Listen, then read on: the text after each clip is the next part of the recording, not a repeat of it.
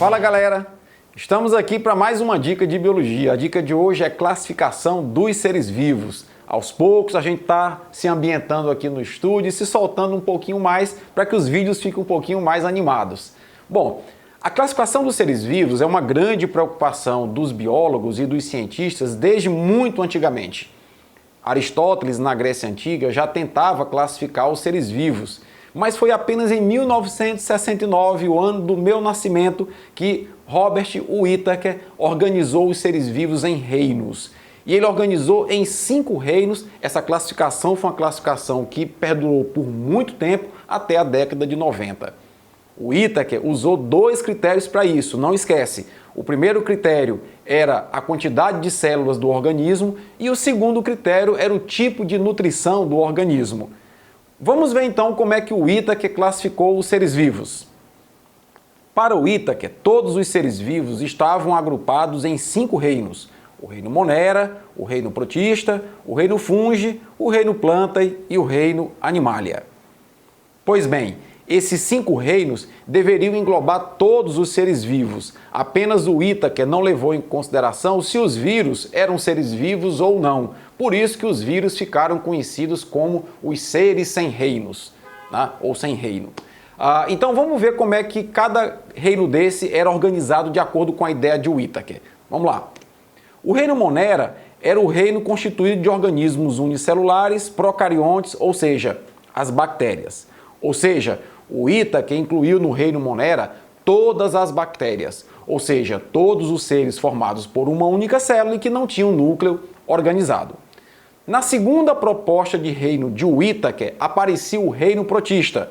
Vamos ver como é que o Whittaker definiu os protistas.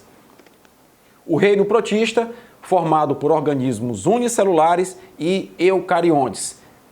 Nesse reino protista estavam incluídos todos os protozoários e as algas chamadas de algas unicelulares ou algas protistas. Nota que a tênue diferença para o Whittaker entre um Monera e um protista era o fato de que, apesar de ambos serem reinos de organismos unicelulares, no Monera o núcleo não era organizado e no protista o núcleo já era organizado. Pois bem, o Whittaker chega então ao seu terceiro reino, que é o reino Fungi. Vamos ver como é que é o reino Fungi.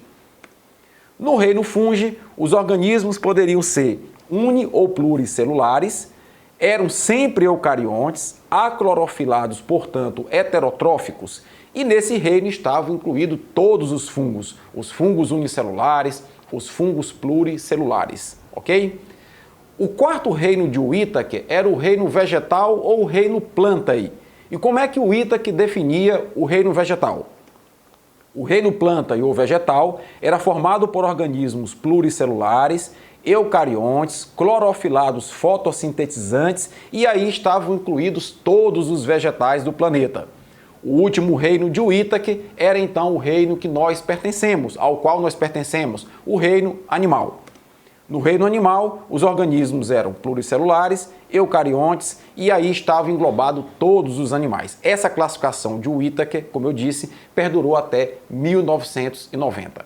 Pois bem, em 77, começaram estudos de biologia molecular acerca da filogenia, da história evolutiva dos seres vivos, tentando se relacionar molecularmente qual a linhagem evolutiva dos seres vivos do planeta. Mas em 1990, Carl Roese propôs a divisão dos seres vivos em 3 domínios. Vamos acompanhar comigo.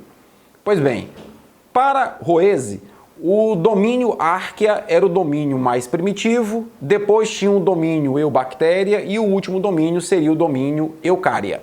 Bom, esses 3 domínios deveriam englobar todos os seres vivos. E repito, o critério agora utilizado por Roese nada mais era do que a filogenia molecular, ou seja, a biologia evolutiva molecular, a história evolutiva molecular. Por quê? Porque ele estudou o RNA ribossomal dos seres vivos para poder montar a sua linhagem evolutiva.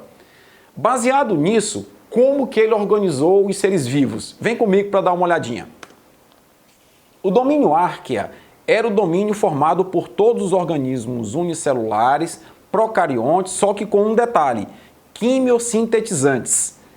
Esses organismos quimiosintetizantes englobavam as bactérias quimiosintetizantes. E aí, Roeze estava basicamente dividindo os organismos que eram bactérias quimiosintetizantes de demais bactérias patogênicas, bactérias fotossintetizantes, etc. Isso por biologia molecular.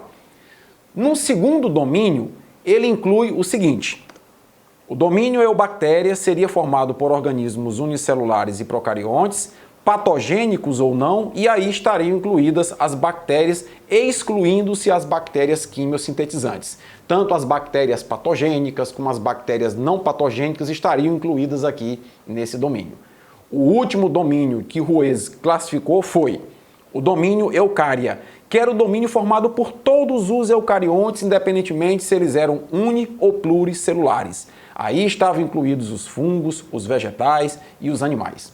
Então, dessa forma, essa classificação passou a ser uma classificação mais precisa, porque ela utilizava o quê? Critérios de biologia molecular.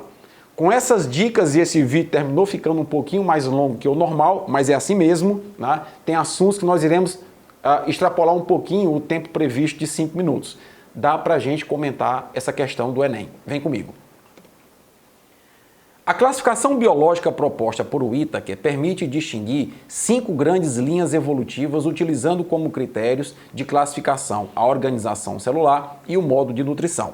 Roeze e seus colaboradores, com base na comparação das sequências que codificam o RNA ribossômico dos seres, estabeleceram relações de ancestralidades entre os grupos e concluíram que os procariontes do reino Monera não eram um grupo coeso do ponto de vista evolutivo.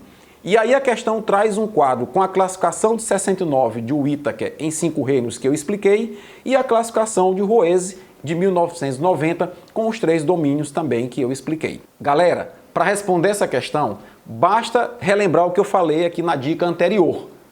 Os critérios de classificação de Whittaker se baseavam no número de células, se era uni- ou pluricelular, e no modo de nutrição, se é autótrofo ou heterótrofo.